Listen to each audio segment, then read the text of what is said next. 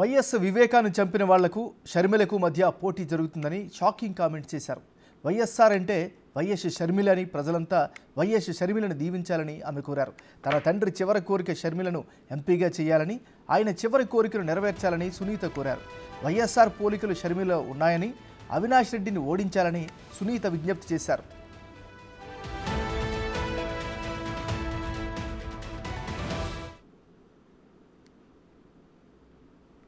మన షర్మిలమ్మను ఎంపీగా నిలబెట్టాలని మన వైఎస్ వివేకానంద రెడ్డి గారు చాలా తాపత్రయపడ్డాడు. ఆ పనిలోనే ఆ తాపత్రయం పడుతున్నప్పుడే అదే కారణంగా ఆయనను క్రూరంగా అతి దారుణంగా హత్య చేశారు.